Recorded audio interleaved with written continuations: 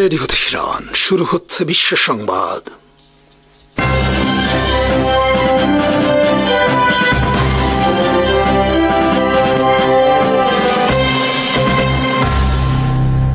শুরুতেই সংবাদ শিরোনাম। আসসালামু আলাইকুম। ট্রাম্প পুতিন বৈঠক ও ইউক্রেন শান্তি চুক্তির নস্যাতে উঠে পড়ে লেগেছে মার্কিন ডিপ স্টেট ও ইউরোপিয়ান নেতৃবৃন্দ। সোমবার হোয়াইট হাউসে ট্রাম্প জেলেনস্কি বৈঠকে জেলেনস্কিকে রক্ষায় যোগ দেবেন ইউরোপের 1 ডজন নেতা। সমগ্র গাজা দখলের পরিকল্পনা অনুমোদন ইসরায়েল সেনাপ্রধানের। পশ্চিম তীরে নতুন বসতি স্থাপন কার্যক্রম উদ্বোধন নেতানিয়াহুর।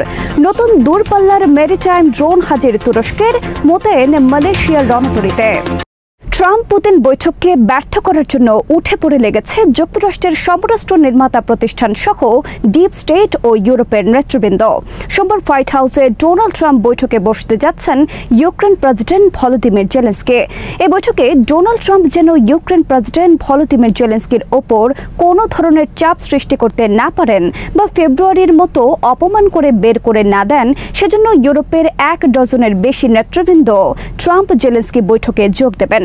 সিএনএনের খবরে বলা হয়েছে, সোমবার হোয়াইট হাউসে ডোনাল্ড ট্রাম্পের সাথে জেলেনস্কির বৈঠকে ব্রিটেন ও ইতালির প্রধানমন্ত্রী, ফ্রান্সের প্রেসিডেন্ট, জার্মানির chancellor, NATO secretary general, European কমিশনের প্রধান সহ 1 ডজন নেতৃবৃন্দ যোগ দেওয়ার চেষ্টা করছেন। তারা বৈঠকে যোগ দেবেন ইউক্রেন এবং ইউরোপের স্বার্থ রক্ষার জন্য। ট্রাম্প যেন পুতিনের সাথে এমন কোনো চুক্তি না করেন যাতে ইউক্রেন এবং ইউরোপের নিরাপত্তা ব্যাহত হয়, সেটি নিশ্চিত করা তাদের লক্ষ্য। এর আগে গত ফেব্রুয়ারি মাসে হোয়াইট হাউস থেকে ডোনাল্ড ট্রাম্প তাড়িয়ে দিয়েছিলেন জেলেনস্কিকে। এবারও যেন সেটি না ঘটে, সেটিও নিশ্চিত করতে চান তারা। যুক্তরাষ্ট্রের পররাষ্ট্রমন্ত্রী মার্কো রুবিও বলেছেন, বৈঠকে কেউই যোগ দেবেন না জেলেনস্কির সাথে। তবে বিভিন্ন গণমাধ্যমের খবরে বলা হয়েছে, ব্রিটেন, জার্মানির নেতৃবৃন্দ ওয়াশিংটন যাত্রার প্রস্তুতি সম্পন্ন করেছেন। শুক্রবার আলাস্কা বৈঠকের আগে ব্রিটেন, ফ্রান্স, জার্মানি সহ বিভিন্ন দেশের নেতৃবৃন্দ ডোনাল্ড ট্রাম্পের সাথে ভিডিও কনফারেন্স করেন যাতে ট্রাম্প পুতিনের দিকে ঝুঁকে না পড়েন। তারা ট্রাম্পকে বলেছেন, জোর করে ইউক্রেনের মানচিত্র পরিবর্তন করা যাবে না। ইউক্রেনের অনুমোদন ছাড়া ইউক্রেনের কোনো এলাকা রাশিয়ার হাতে তুলে দেওয়া যাবে না।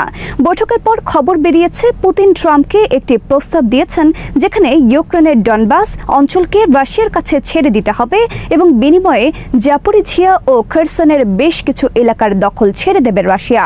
তাছাড়া ক্রিমিয়াও ফেরত পাবে না ইউক্রেন। এতে সম্মত হয়েছেন ট্রাম্প। ট্রাম্প বলেছেন, জেলেনস্কিকে রাশিয়ার সাথে শান্তি চুক্তি করতে হবে। তবে জেলেনস্কি এই প্রস্তাবের বিরোধিতা করে বলেছেন, রাশিয়ার কাছে কোনো ভূমি ছেড়ে দেওয়া হবে না।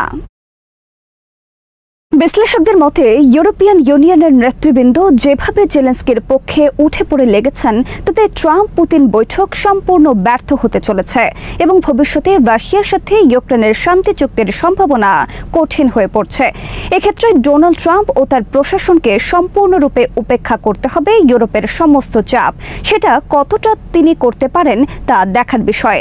রাশিয়ার সরকারি সংবাদ সংস্থা স্পুটনিকের এক খবরে বলা হয়েছে, যুক্তরাষ্ট্রের যুদ্ধবাজ মহল ও ডিপ স্টেট চেষ্টা করছে রাশিয়া ইউক্রেন সম্ভাব্য শান্তি চুক্তি নস্যাতের। তাদের হয়ে কাজ করছেন ইউরোপের বিভিন্ন দেশের নেতৃবৃন্দ। যুক্তরাষ্ট্রের সমরাষ্ট্র নির্মাতা ও ব্যবসায়ীরা চায় না ইউক্রেন যুদ্ধ বন্ধ হোক। ইউরোপও চায় ইউক্রেন যুদ্ধ দীর্ঘমেয়াদে টিকে থাকুক। তাদের লক্ষ্য রাশিয়াকে সম্পূর্ণরূপে ধ্বংস করা। বিবিসির বিশ্লেষণে বলা হয়েছে, ইউক্রেন যুদ্ধ বন্ধে শুক্রবার আলাস্কায় ট্রাম্প পুতিন বৈঠকের চেয়েও গুরুত্বপূর্ণ হয়ে উঠছে সোমবার হোয়াইট হাউসে ট্রাম্প জেলেনস্কি বৈঠক। ইউরোপিয়ান নেতৃবৃন্দ চেষ্টা করছেন যাতে দরজার পেছনে বসে ট্রাম্প পুতিন কোনো সমঝোতা করতে না পারেন। সোমবারের বৈঠকে ইউরোপের নেতৃবৃন্দ দুটি বিষয় নিশ্চিত করতে চাচ্ছেন। প্রথমত, ইউক্রেনকে বাদ দিয়ে কোনো শান্তি চুক্তি হবে না। দ্বিতীয়ত, শান্তি চুক্তিতে অবশ্যই ইউক্রেনের নিরাপত্তা গ্যারান্টি থাকতে হবে। বিবিসির বিশ্লেষণে বলা হয়েছে, ডোনাল্ড ট্রাম্প ব্রিটেনের প্রধানমন্ত্রী কিয়ার স্টারমার এবং ন্যাটো সেক্রেটারি জেনারেল মার্ক রুটোকে পছন্দ করেন। তিনি তাদের প্রস্তাব উপেক্ষা করতে পারবেন না। তবে সম্প্রতি ফ্রান্স প্রেসিডেন্ট ইমানুয়েল ম্যাক্রো ফিলিস্তিন রাষ্ট্রের পক্ষে অবস্থান নেওয়ায় ট্রাম্প তার প্রতি ক্ষিপ্ত। ডোনাল্ড ট্রাম্প ক্ষমতায় আসার পর যখন বারবার তিনি বলেছেন তিনি ইউক্রেন যুদ্ধ বন্ধ করে দেবেন, ইউক্রেনকে কোনো অস্ত্র দেবেন না, তখন ইউরোপিয়ান নেতৃবৃন্দ বলেছেন তারা ইউক্রেনকে অস্ত্র দেবেন যুদ্ধ চালিয়ে যাবার জন্য। কোনোভাবেই ইউক্রেনকে পরাজিত হতে দেওয়া যাবে না রাশিয়ার কাছে। তাদের দাবি ইউক্রেন পরাজিত হলে রাশিয়া ইউরোপের অন্যান্য দেশেও আগ্রাসন চালাবে। সেজন্য তারা ইউক্রেনকে রাশিয়ার বিরুদ্ধে যুদ্ধ চালিয়ে যাবার জন্য যাবতীয় সহায়তার অঙ্গীকার করেছেন।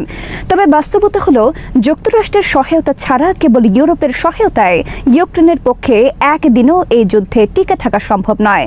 যুক্তরাষ্ট্র এখন পর্যন্ত ইউক্রেনের পেছনে $100 বিলিয়ন বেশি খরচ করেছে যুদ্ধ শুরুর পর থেকে। সমগ্র গাজা দখলের নেতানিয়াহু সরকারের পরিকল্পনা অনুমোদন করেছেন ইসরায়েল সেনাপ্রধান ইয়াল জামির। রোববার ইসরায়েলের গণমাধ্যমে প্রকাশ করা হয়েছে এই খবর। প্রকাশিত খবরে বলা হয়েছে প্রথম দফায় সমগ্র গাজা থেকে ফিলিস্তিনিদের সরিয়ে দেওয়া হবে। এরপর দ্বিতীয় দফায় সমগ্র গাজায় দীর্ঘমেয়াদে অবস্থান নেবে Israel army. Israel army Netanyahu সরকারের সমগ্র গাজা দখলের বিরোধিতা করেছে প্রথমে। প্রধানমন্ত্রী বেনিয়ামিন নেতানিয়াহু এরপর সেনাপ্রধানকে পদত্যাগের আহ্বান জানান। এরপর গত 7 আগস্ট ইসরায়েলের নিরাপত্তা মন্ত্রিসভায় সমগ্র গাজা দখলের পরিকল্পনা পাশ করে। এদিকে অবিলম্বে গাজা থেকে সমস্ত ইসরায়েলি জিম্মি মুক্তির দাবিতে রোববার গোটা ইসরায়েল জুড়ে ধর্মঘট পালন করেছে যুদ্ধবিরোধী বিভিন্ন সংগঠন। 2023 সালের অক্টোবরে যুদ্ধ শুরুর পর রোববার ইসরায়েলের সবচেয়ে বড় বিক্ষোভের ঘটনা ঘটে নেতানিয়াহুর বিরুদ্ধে। রাজধানী তেল আবিব সহ সমগ্র ইসরায়েলে লাখো লাখো ইসরায়েলি রাস্তায় নেমে বিক্ষোভে যোগ দেয় রোববার। নেতানিয়াহু বলেছেন তাদের এই বিক্ষোভ জিম্মি মুক্তিকে বিলম্ব করবে। এদিকে গাজায় চলছে অব্যাহত বিমান হামলা এবং ধ্বংস কার্যক্রম যাতে ফিলিস্তিনিরা সেখান থেকে চলে যেতে বাধ্য হয়। পশ্চিম তীরের আফরায় ইসরায়েল রোববার থেকে শুরু করেছে ইহুদিদের জন্য 3,500 নতুন বসতি স্থাপনের কার্যক্রম। এজন্য ইসরায়েল বুলডোজার দিয়ে গুড়িয়ে দিয়েছে সেখানকার ফিলিস্তিনিদের বাড়িঘর। আফরায় ইহুদিদের জন্য নতুন বসতি স্থাপন কার্যক্রম উদ্বোধনের জন্য রোববার এলাকাটি সফর করেন ইসরায়েলি প্রধানমন্ত্রী বেনিয়ামিন নেতানিয়াহু।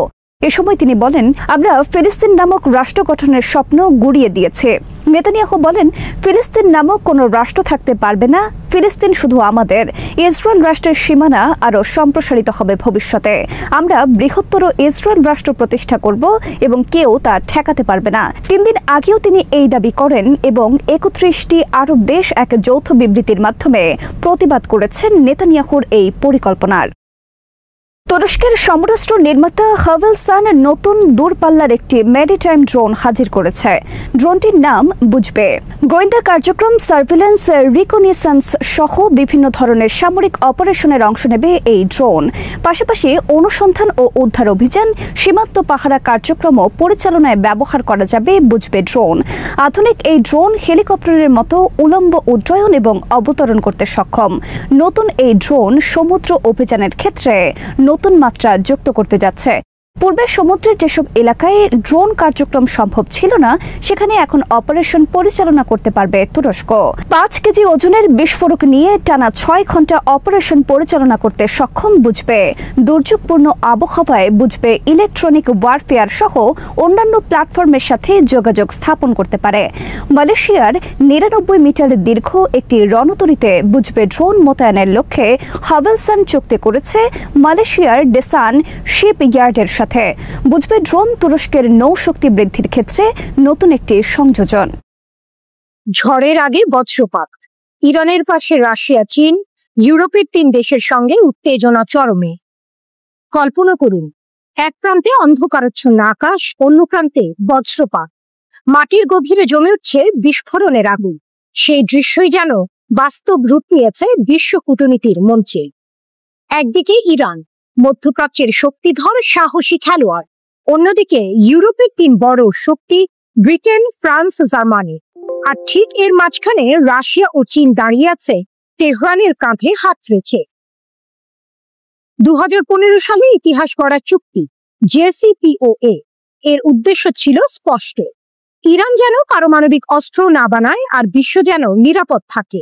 বিনিময় শিথিল হয়েছিল অর্থনৈতিক নিষেধাজ্ঞা। কিন্তু 2018 সালে ডোনাল্ড ট্রাম্প এক ছটকায় যুক্তরাষ্ট্রকে সরিয়ে নিলেন চুক্তি থেকে, ফিরিয়ে আনলেন কঠোর নিষেধাজ্ঞা। আর সেখান থেকে শুরু হলো নতুন ঝড়ের যাত্রা।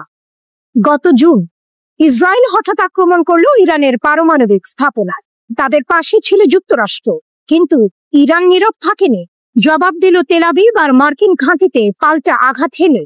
তারপর বিশ্ব তাকিয়ে দেখল তেহরান আন্তর্জাতিক পরমাণু শক্তি সংস্থা IAEA এর সঙ্গে সব সহযোগিতা বন্ধ করে দিল। ইউরোপের 3 দেশ অভিযোগ তুলেছে ইরান নাকি অনুমোদিত সীমার চেয়ে 40 গুণ বেশি ইউরেনিয়াম মজুত করেছে।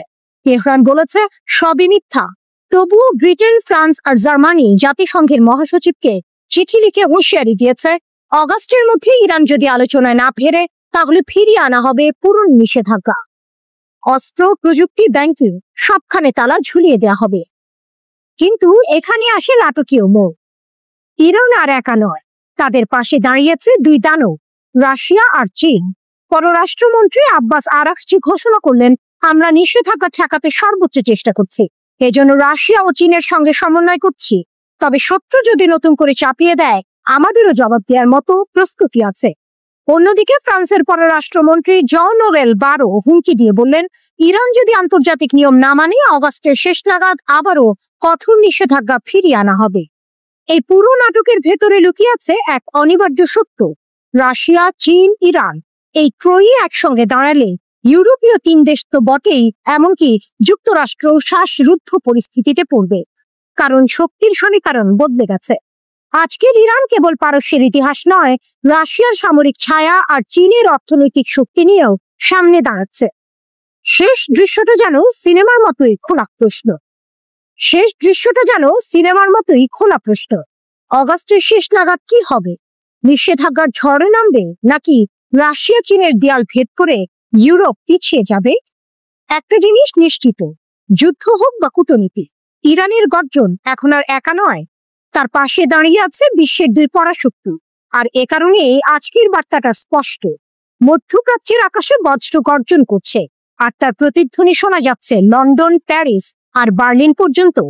মধ্যপ্রাচ্যের আকাশে আবারও এক নতুন গর্জন উঠেছে। যুদ্ধ আর সংঘাতের আগুনে জর্জরিত ইরান আজ যেন আরো অদম্য, আরো অপ্রতিরোধ্য। ইসরায়েল ও আমেরিকার ক্রমাগত হুমকির মুখে তেহরান তৈরি করেছে এমন এক ঢাল, যা শুধু রক্ষার নয়, আক্রমণের জন্য প্রস্তুত। আর সেই ঢালের সবচেয়ে উজ্জ্বল রত্ন রাস্তাখিজ মিসাইল। গত জুনে ইসরায়েলের সঙ্গে রক্তক্ষয়ী যুদ্ধে গোটা বিশ্ব দেখেছে ইরানি ক্ষেপণাস্ত্রের তাণ্ডব। সেই যুদ্ধে বহু ক্ষয়ক্ষতি হলেও অস্ত্র ভাণ্ডার অক্ষত রাখে ইরান। এবার তেহরান দেখালো তাদের নতুন ভয়ঙ্কর হাতিয়ার। দৈর্ঘ্যে 14 মিটার, ওজনে 27 টন। রাস্তাখিজ কেবল একটি মিসাইল নয়, এটি যেন ইরানের প্রতিশোধের প্রতীক। কিন্তু এর ভয়ঙ্করতম ক্ষমতা, পারমাণবিক আঘাত চালানোর সক্ষমতা তো আছেই, সঙ্গে আছে ইলেকট্রোম্যাগনেটিক পালস প্রযুক্তি। একবার সক্রিয় হলে 80 বর্গ কিলোমিটার জুড়ে বিদ্যুৎ কেন্দ্র, যোগাযোগ ব্যবস্থা, এমনকি বিমান প্রতিরক্ষা সবকিছু মুহূর্তে অচল। শত্রুপক্ষ কিছু বোঝার আগেই তাদের চোখের সামনে অন্ধকার নামে, আর ইরানের বজ্রাঘাত বুক বিদীর্ণ করে দেয়। তেহরানের এই উন্মোচন শুধুই সামরিক প্রদর্শনী নয়, বরং সরাসরি এক বার্তা, আমরা প্রস্তুত। আবার আসতে চাইলে আসো, কিন্তু ফলভোগের জন্য প্রস্তুত থাকো। ইসরায়েল জানে জুনের যুদ্ধের মতো অভিযান আবার চালাতে হলে ভরসা রাখতে হবে গোয়েন্দা তথ্যের উপর। কিন্তু ইরান এবার আরো কঠোর নজরদারি চালাচ্ছে। ভুল তথ্য, ফাঁদে ফেলার কৌশল আর অদৃশ্য প্রতিরক্ষা সবকিছুই এখন তেহরানের খেলায়। এক প্রতিবেদনে বলা হয়েছে, ইসরায়েলের সঙ্গে যুদ্ধে ইরান হারিয়েছে বহু সেনা কর্মকর্তা ও পারমাণবিক বিজ্ঞানী, কিন্তু ক্ষেপণাস্ত্র ভাণ্ডার অক্ষত। এমনকি কিছু ধ্বংসাত্মক অস্ত্র এখনো ব্যবহারও করা হয়নি। এবার শুধু প্রতিরক্ষা নয়, আক্রমণাত্মক প্রতিরোধ ইরানের নতুন নীতি। রাস্তাখিজের মাধ্যমে তেহরান প্রমাণ করেছে তারা চাইলে শত্রুপক্ষের মাটিতেই আগুন জ্বালাতে পারে। এটি আর স্রেফ যুদ্ধের প্রস্তুতি নয়, এটি আসন্ন সংঘাতের আগাম ট্রেলার। কিন্তু এই ঘোষণার সঙ্গে সঙ্গে ঝুঁকিও বেড়েছে বহুগুণ। মধ্যপ্রাচ্যের আকাশে এখন বিস্ফোরণের গন্ধ আরো ঘন। ইরানের নতুন মিসাইল ও কঠোর পারমাণবিক অবস্থান ইসরায়েলকে আবারও আমেরিকার কাঁধে ভর দিয়ে যুদ্ধক্ষেত্রে টেনে আনতে পারে। তবুও ইরান থামবে না, কারণ তাদের ইতিহাস শেখায় যে জাতি একবার মাথা নত করে সে জাতি চিরদিনের জন্য হারিয়ে যায়। আর ইরান, তারা মাথা নোয়াবে না।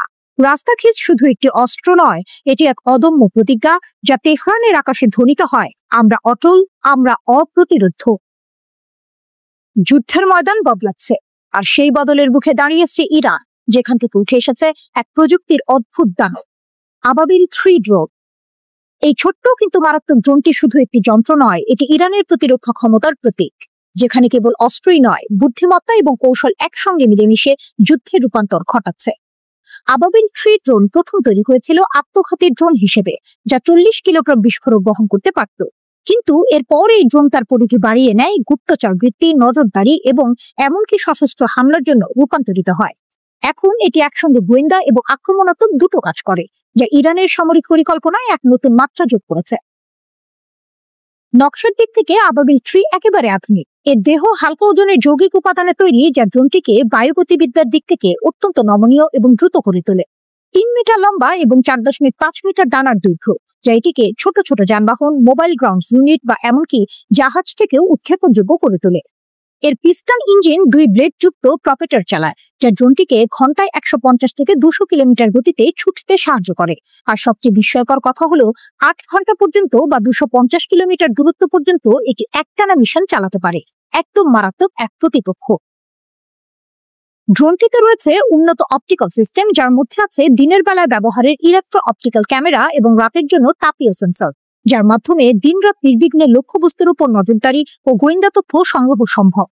সবচেয়ে বিপজ্জনক হলো আবাবিল 3 নিজের জন্য বহন করতে পারে বিভিন্ন ক্ষুদ্রাকৃতির নির্দেশিত অস্ত্র, ছোট ছোট বোমা থেকে শুরু করে বায়ু থেকে ভূমি লক্ষ্যবস্তুতে ক্ষেপণাস্ত্র পর্যন্ত। এগুলো দিয়ে ড্রোনটি যে কোনো স্থির বা চলমান শত্রু লক্ষ্যবস্তুতে একেবারে নির্ভুল আঘাত করতে সক্ষম। এই ড্রোনের মাধ্যমে ইরান তার সামরিক কৌশলকে একেবারে অন্য এক উচ্চতায় নিয়ে গিয়েছে। বিপ্লবী গার্ড, সেনাবাহিনী সহ নানা ইউনিট এই ড্রোন ব্যবহার করে গোয়েন্দা ও আক্রমণাত্মক মিশন পরিচালনা করছে।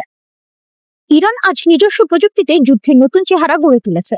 কেবল অস্ত্রশস্ত্রের জোরে নয়, ডিজিটাল গোয়েন্দা, গোপনীয়তা ও গতিসম্পন্ন আক্রমণের মাধ্যমে তারা যুদ্ধক্ষেত্রে নিজেদের অবস্থান শক্তিশালী করেছে। আবাবিল 3 ড্রোন শুধু একটি কৌশলগত ড্রোন নয়, এটি ইরানের প্রযুক্তিগত স্বায়ত্তশাসনের গর্ব। এখন যে দেশগুলো আগে শুধু উন্নত ড্রোন কিনত, তারা আজ চমকে যাচ্ছে ইরানের এই অগ্রগতিতে। আর যেখানে ইরান তার শক্তি প্রয়োগ করছে, সেই অঞ্চলে এই ড্রোন যুদ্ধের গতিপথ বদলে দিচ্ছে। এই ড্রোনের অস্তিত্ব ইঙ্গিত দেয় ইরান যুদ্ধক্ষেত্রে টিকে থাকার জন্য প্রস্তুত, শুধু বল নয়, নতুন এক প্রযুক্তির খেলায় প্রবেশ করেছে, যেখানে ছায়া হয়ে আক্রমণ এবং দিক বদলানোর কৌশলই বড় অস্ত্র। গভীর রাতের আকাশে বিস্ফোরণের আগে যে মুহূর্তটা নীরব, সেই মুহূর্তে আবাবিল 3 ড্রোন উঠে আসে নিজের অস্ত্রশস্ত্র নিয়ে, একেবারে প্রাণঘাতী এক ধ্বনি হয়ে। এটাই ইরানের প্রতিরোধের নতুন চাবিকাঠি, যুদ্ধের মাঠের নয়া প্রহরী, আকাশের অদেখা তীর। ইউক্রেনের আকাশে ইরানি ড্রোন, যুদ্ধের ময়দানে নতুন মোড়। ইউক্রেনের যুদ্ধের ময়দানে দৃশ্য।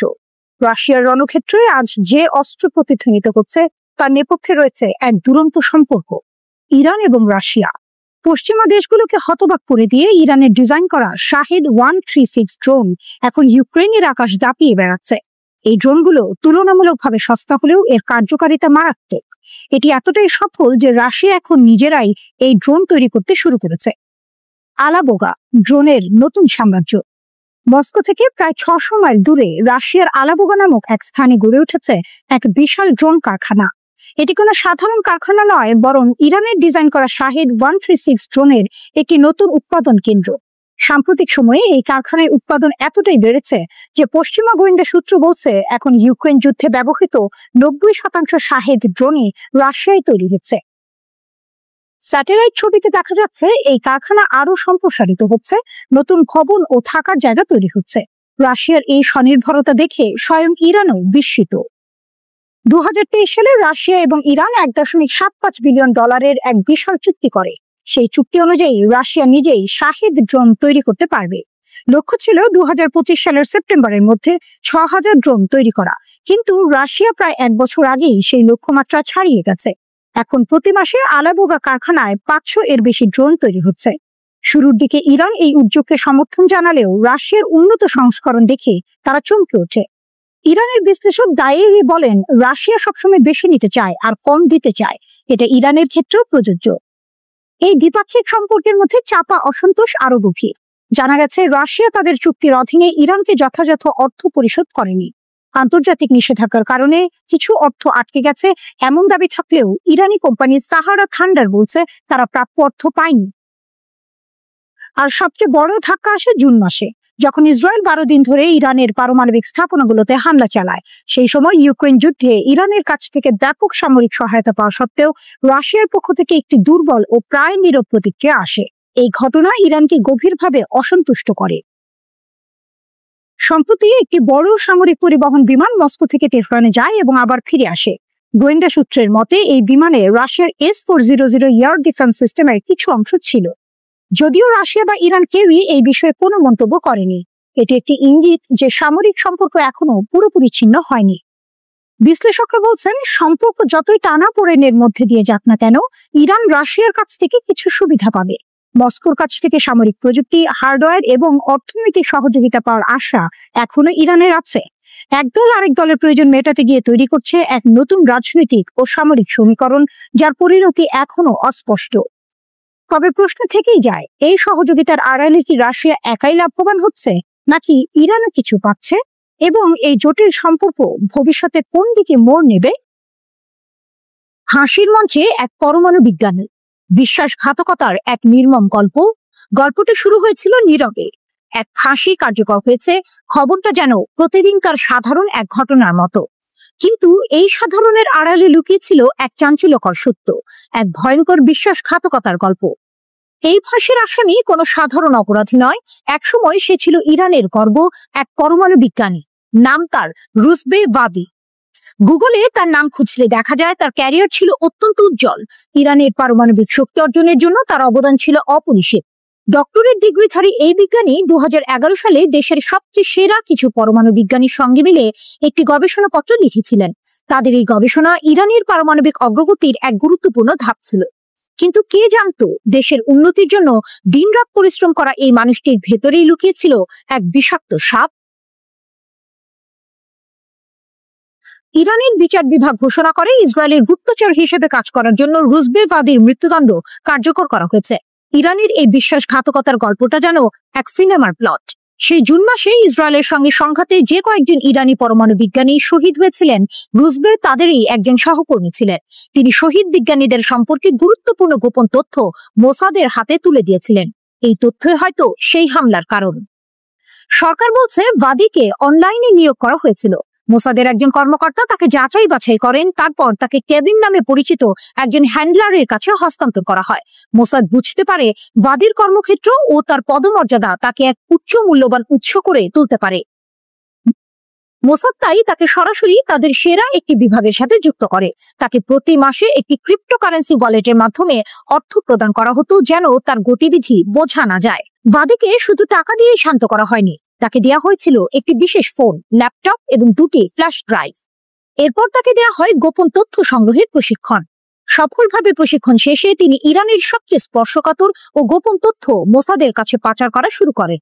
এই বিশ্বাসঘাতকতা শুধু একজন বিজ্ঞানীর নয়, পুরো দেশের প্রতি ছিল এক ভয়ঙ্কর আঘাত। ঘটনাটি আবারও প্রমাণ করে শত্রুরা কেবল সামরিক শক্তি দিয়ে আঘাত করে না, তারা দেশের ভেতর থেকেই শত্রুদের তৈরি করার চেষ্টা করে। কিন্তু ইরান তার শক্তি ও প্রতিরোধের প্রমাণ রেখেছে। বিশ্বাসঘাতকে খুঁজে বের করে তাকে সর্বোচ্চ শাস্তি দিয়ে ইরান প্রমাণ করেছে যে দেশের নিরাপত্তার সঙ্গে কোনো আপোষ করা হবে না। এই ফাঁসি কেবল একজন অপরাধীর শাস্তি নয়, এটি ইরানের সেই শক্তির প্রতিধ্বনি যা দেশের সার্বভৌমত্ব ও নিরাপত্তার জন্য যে কোনো মূল্যে লড়তে প্রস্তুত। এই ফাঁসির ঘটনাটি যেন এক সতর্কবাণী, যা বলছে যে কোনো দেশের সবচেয়ে বড় শত্রু দেশের বাইরের নয়, বরং ভেতরের বিশ্বাসঘাতকরা। ইরানের এই কঠোর পদক্ষেপ প্রমাণ করে দেশের সুরক্ষার জন্য তারা কতটা দৃঢ় প্রতিজ্ঞ। ঝড়ের আগে বজ্রপাত। ইরানের পাশে রাশিয়া, চীন, ইউরোপের 3 দেশের সঙ্গে উত্তেজনা চরমে। কল্পনা করুন, এক প্রান্তে অন্ধকারাচ্ছন্ন আকাশ, অন্য প্রান্তে বজ্রপাত। মাটির গভীরে জমে উঠছে বিস্ফোরণের আগুন। সেই দৃশ্যই যেন বাস্তব রূপ নিয়েছে বিশ্ব কূটনীতির মঞ্চে। একদিকে ইরান, মধ্যপ্রাচ্যের শক্তিধর সাহসী খেলোয়াড়। অন্যদিকে ইউরোপের 3 বড় শক্তি, ব্রিটেন, ফ্রান্স, জার্মানি। আর ঠিক এর মাঝখানে রাশিয়া ও চীন দাঁড়িয়ে আছে তেহরানের কাঁধে হাত রেখে। 2015 সালে ইতিহাস গড়া চুক্তি JCPOA এর উদ্দেশ্য ছিল স্পষ্ট। ইরান যেন পারমাণবিক অস্ত্র না বানায় আর বিশ্ব যেন নিরাপদ থাকে। বিনিময়ে শিথিল হয়েছিল অর্থনৈতিক নিষেধাজ্ঞা।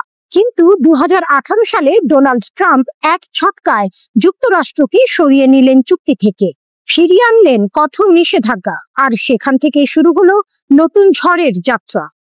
গত জুন ইসরায়েল হঠাৎ আক্রমণ করলো ইরানের পারমাণবিক স্থাপনায়। তাদের পাশে ছিল যুক্তরাষ্ট্র, কিন্তু ইরান নীরব থাকেনি। জবাব দিল তেল আবিব আর মার্কিন ঘাঁটিতে পাল্টা আঘাত হেনে। তারপর বিশ্ব তাকিয়ে দেখল তেহরান আন্তর্জাতিক পরমাণু শক্তি সংস্থা IAEA এর সঙ্গে সব সহযোগিতা বন্ধ করে দিল। ইউরোপের 3 দেশ অভিযোগ তুলেছে ইরান নাকি অনুমোদিত সীমার চেয়ে 40 গুণ বেশি ইউরেনিয়াম মজুত করেছে। তেহরান বলেছে সবই মিথ্যা।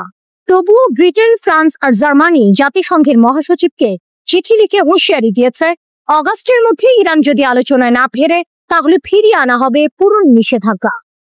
অস্ত্র, প্রযুক্তি, ব্যাংকিং সবখানে তালা ঝুলিয়ে দেওয়া হবে। কিন্তু এখানে আসে নাটকীয় মোড়। ইরান আর একা নয়, তাদের পাশে দাঁড়িয়েছে 2 দানব, রাশিয়া আর চীন। পররাষ্ট্রমন্ত্রী আব্বাস আরাকচি ঘোষণা করলেন, আমরা নিষেধাজ্ঞা ঠেকাতে সর্বোচ্চ চেষ্টা করছি, এজন্য রাশিয়া ও চীনের সঙ্গে সমন্বয় করছি। তবে শত্রু যদি নতুন করে চাপিয়ে দেয়, আমাদেরও জবাব দেওয়ার মতো প্রস্তুতি আছে।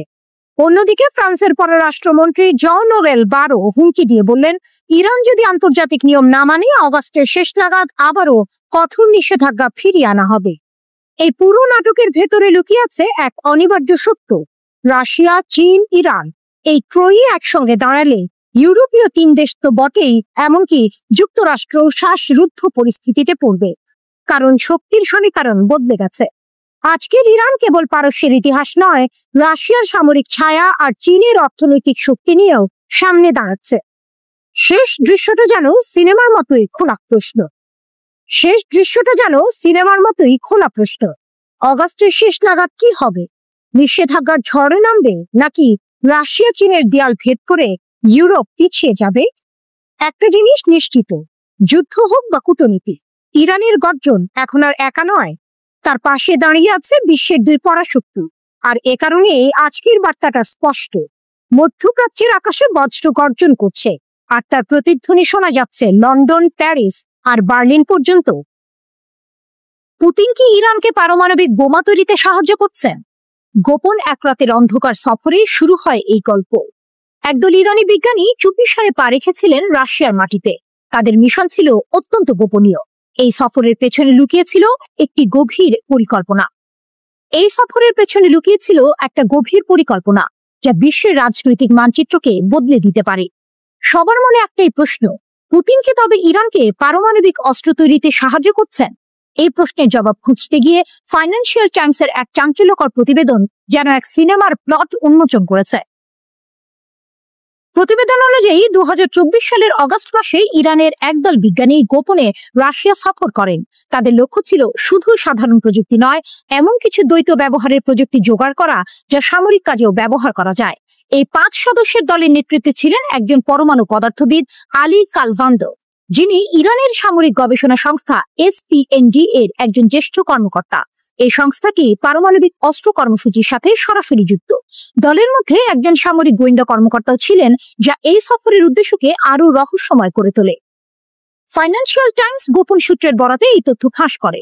এর বরাতে ইরান ইন্টারন্যাশনাল জানায়, 2024 সালের অগস্টে এই সফরের নেতৃত্বে ছিলেন 43 বছর বয়সী ইরানি পারমাণবিক পদার্থবিদ আলী কালভান। তিনি কূটনৈতিক পরিষেবা পাসপোর্টে মস্কোতে এসেছিলেন। তার সাথে ছিলেন আরো 4 জন। তখন কালভান বলেছেন তারা একটি বেসরকারি পরামর্শদাতা সংস্থার প্রতিনিধিত্ব করেছেন।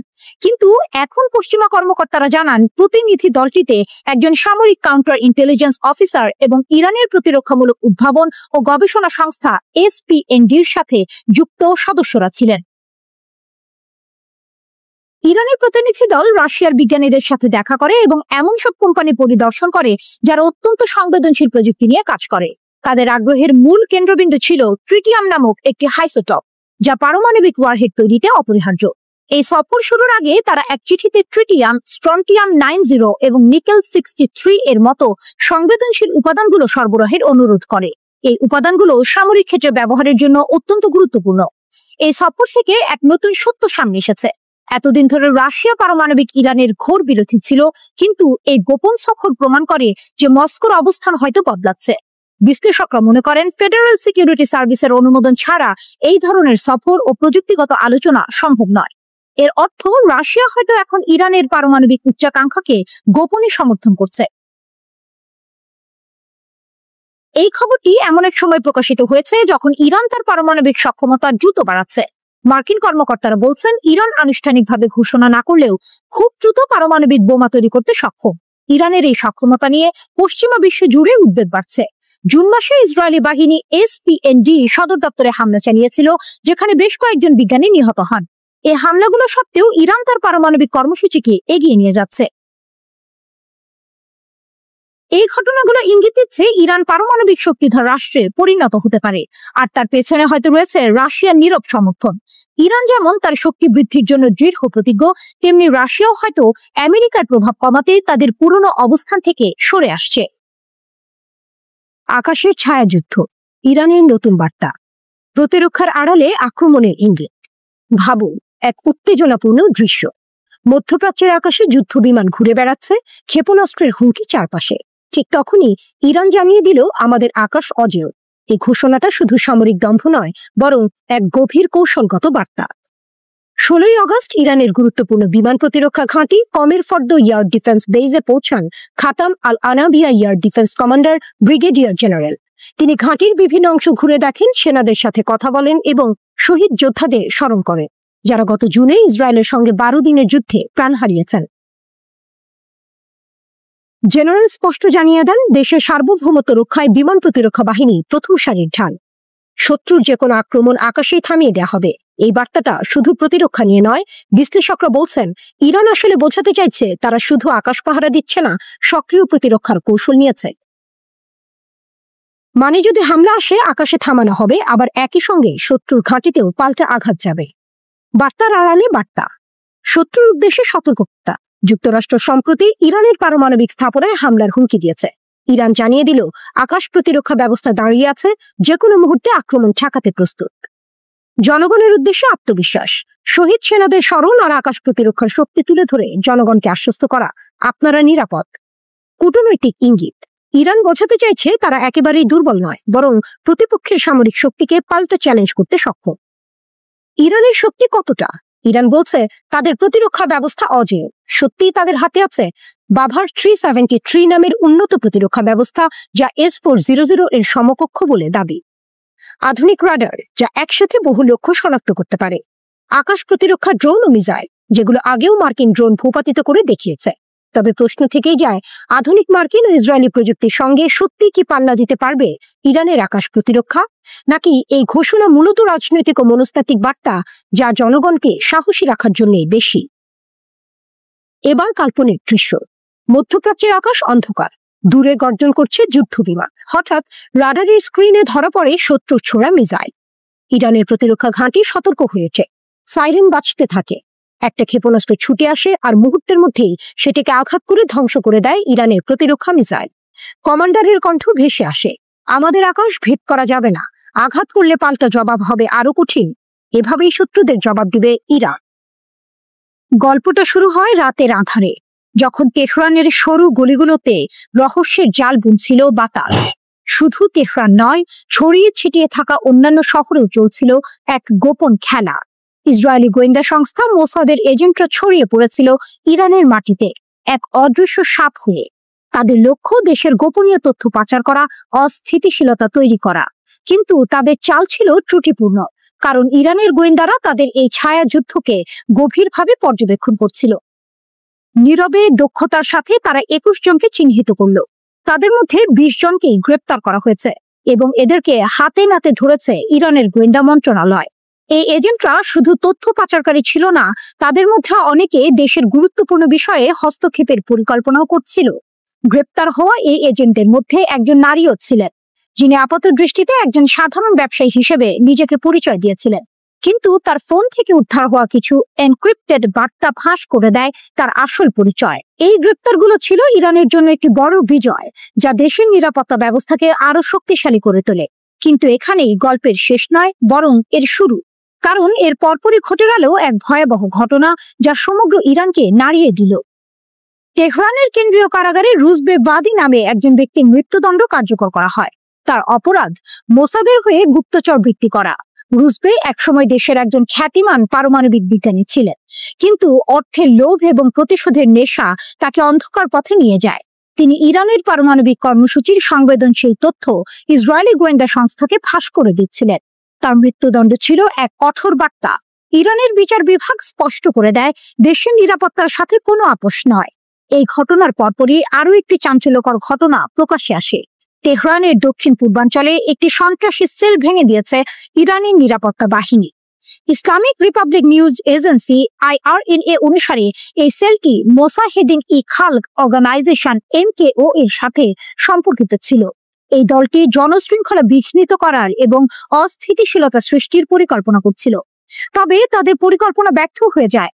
পাক দাশেত কাউন্টির গভর্নর মোহাম্মদ হাসানপুর জানান, 3 সদস্যের এই দলটিকে গ্রেপ্তার করা হয়েছে এবং তাদের জিজ্ঞাসাবাদ চলছে। এই 3টি ঘটনা একে অপরের সাথে সম্পর্কযুক্ত ছিল। এটা যেন এক বিশাল ষড়যন্ত্রের 3টি ভিন্ন অংশ। প্রথমে মোসাদের এজেন্ট গ্রেপ্তার, তারপর একজন পারমাণবিক বিজ্ঞানীর মৃত্যুদণ্ড এবং সবশেষে একটি সন্ত্রাসী সেলের পতন। এর পেছনের মূল উদ্দেশ্য ছিল ইরানি নিরাপত্তা ব্যবস্থাকে ভেঙে দেয়া এবং দেশে বিশৃঙ্খলা তৈরি করা। কিন্তু ইরান তার গোয়েন্দা নেটওয়ার্কের মাধ্যমে এই চক্রান্তগুলোকে একের পর এক নস্যাৎ করে দিয়েছে। এই ঘটনাগুলো থেকে একটি বিষয় পরিষ্কার, ইরানের সরকার দেশের নিরাপত্তা নিশ্চিত করতে দৃঢ় প্রতিজ্ঞ। বিচার বিভাগের প্রধান গোলাম হোসেন মোসেনি এজেই বারবার জোর দিয়ে বলেছেন, গুপ্তচর বৃত্তির মতো অপরাধের সাথে কোনো আপোষ করা হবে না। দেশের বিচার বিভাগ ও নিরাপত্তা বাহিনী ঐক্যবদ্ধভাবে কাজ করছে। এখন প্রশ্ন হচ্ছে, এই ঘটনাগুলোর পর মোসাদকে আবারও নতুন কোনো চাল চালবে, নাকি তারা তাদের কৌশল পরিবর্তন করতে বাধ্য হবে? ইরানের নিরাপত্তা বাহিনী কি পারবে সব ষড়যন্ত্র নস্যাৎ করতে? সম্ভাব্য ইরান যুদ্ধ, ইসরায়েলের আকাশে নতুন আতঙ্ক, আকাশে অদৃশ্য উত্তেজনা, বাতাসে চাপা গুঞ্জন। যুদ্ধের ঢেউ কি আবার ছড়িয়ে পড়তে যাচ্ছে মধ্যপ্রাচ্যের বুকে? ওয়ালা নিউজ জানিয়েছে, ইরান কিংবা ইয়েমেনের হুথিদের সম্ভাব্য ক্ষেপণাস্ত্র হামলার ভয়ে ইসরায়েল রাতারাতি জোরদার করছে তাদের বিমান প্রতিরক্ষা ব্যবস্থা, যেন যুদ্ধ এসে দরজায় কড়া নাড়ছে। ইসরায়েলের প্রতিরক্ষা মন্ত্রণালয়ের মহাপরিচালক মেজর জেনারেল আমির বারাম নির্দেশ দিয়েছেন, অ্যারো 3, অ্যারো 4, আয়রন ডোম, ডেভিড স্লিং আর ভূমি ভিত্তিক লেজার সিস্টেম দ্রুত উন্নয়ন করতে হবে। শুধু তাই নয়, বাড়ানো হচ্ছে নতুন রাডার আর গোপন প্রতিরক্ষা প্রযুক্তি। এক কথায় পুরো দেশকে ঢেকে ফেলতে চাইছে এক অদৃশ্য ঢাল দিয়ে। কিন্তু কেন এত তাড়াহুড়ো? কারণ ইতিহাস ভুলতে দেয় না। মাত্র 2 মাস আগের যুদ্ধে ইরান হঠাৎ করে নিক্ষেপ করেছিল 20টি ব্যালিস্টিক ক্ষেপণাস্ত্র। ইসরায়েল দাবি করে বেশিরভাগই নাকি আটকানো হয়েছে, কিন্তু বাস্তব অন্য কথা বলে। কিছু ক্ষেপণাস্ত্র আছড়ে পড়ে বেয়ারশেবার একটি অ্যাপার্টমেন্ট কমপ্লেক্সে। ধোঁয়া, আগুন, চিৎকার, নিরাপত্তা বেষ্টনীর ফাঁক তখন স্পষ্ট হয়ে ওঠে। বারামের নির্দেশের ভেতরে তাই ভয়ও আছে, আবার স্বীকারোক্তিও। আর সেই কারণেই মার্কিন সেন্টকমের সঙ্গে জোরদার করছে সহযোগিতা। মনে রাখা দরকার, 2021 সাল থেকে ইসরায়েল সরাসরি যুক্ত হয়েছে সেন্টকমের ছত্রছায়ায়। গত 13ই জুন ইসরায়েল ইরানে চালায় আকস্মিক সামরিক অভিযান। লক্ষ্য ইরানের পারমাণবিক স্থাপনা। মুহূর্তেই ধ্বংস হয়ে যায় ল্যাব, বিস্ফোরণে মাটিতে মিশে যান জ্যেষ্ঠ কমান্ডার আর পারমাণবিক বিজ্ঞানীরা। 12 দিনের সংঘাতে ইরানের 1062 জন প্রাণ হারায়, তাদের মধ্যে 786 জন সামরিক আর 276 জন সাধারণ মানুষ। ইরান কি চুপ করেছিল? না, তারা ফিরিয়ে দিয়েছিল জবাব। ব্যালিস্টিক ক্ষেপণাস্ত্র ছুড়ে কাঁপিয়ে দিয়েছিল ইসরায়েলের শহর। সেই আঘাতে নিহত হয়েছিল 31 জন বেসামরিক মানুষ আর এক অফ ডিউটি সৈনিক। ইসরায়েল বলে তাদের প্রতিরক্ষা ব্যবস্থা তখন 90% ক্ষেপণাস্ত্র ঠেকাতে পেরেছিল। কিন্তু বিশ্ব জানে, যুদ্ধক্ষেত্রে একটি ফাঁক মানে মৃত্যু, মানে ভাঙন, মানে আঘাত। ইসরায়েল আকাশ ঢেকে দিতে চাইছে লোহা আর লেজার, অথচ ইরান প্রমাণ করেছে তাদের হাতের শক্তি শুধু রকেট নয়, মহাকাশ ছুঁয়ে যাওয়া ব্যালিস্টিক ক্ষেপণাস্ত্র। অ্যারো 3 বা আয়রন ডোম হয়তো শত শত আক্রমণ ঠেকাতে পারে, কিন্তু ইরানের প্রতিটি ক্ষেপণাস্ত্র যেন নতুন ধাঁধা, নতুন শক। আর ইয়েমেনের হুথিদের কথা, সেখানেও তেহরানের ছায়া। একের পর এক মিসাইল ছুটে যাচ্ছে ইসরায়েলের দিকে। আকাশ প্রতিদিনই হয়ে উঠছে যুদ্ধক্ষেত্র। প্রতিরক্ষা ব্যবস্থার স্তূপ গড়ে কি ইসরায়েল সত্যি নিরাপদ, নাকি ইরানের প্রতিটি পাল্টা আঘাত তাদের মনে করিয়ে দিচ্ছে শক্তির লড়াইয়ে অজেয় কেউ নয়? আকাশে যখন লাল অ্যালার্ম বাজে তখন বোঝা যায় মধ্যপ্রাচ্যের মঞ্চে নাটক শেষ হয়নি, কেবল বিরতির পর্দা নেমেছে। ইরান দেখিয়েছে তার শক্তি এক আঘাতে থেমে যায় না। প্রতিটি শত্রুর আকাশে তাদের প্রতিরোধের ছায়া ভাসমান। আর ইসরায়েল আয়রন ডোমের দেয়াল তুলেও সেই ছায়া মুছে ফেলতে পারছে না। আর ইসরায়েল আয়রন ডোমের দেয়াল তুলেও সেই ছায়া মুছে ফেলতে পারছে না। শ্রোতা বন্ধুরা, বিশ্ব সংবাদে এই ছিল আমাদের সর্বশেষ আয়োজন। সঙ্গে থাকার জন্য আপনাদের সবাইকে অসংখ্য ধন্যবাদ।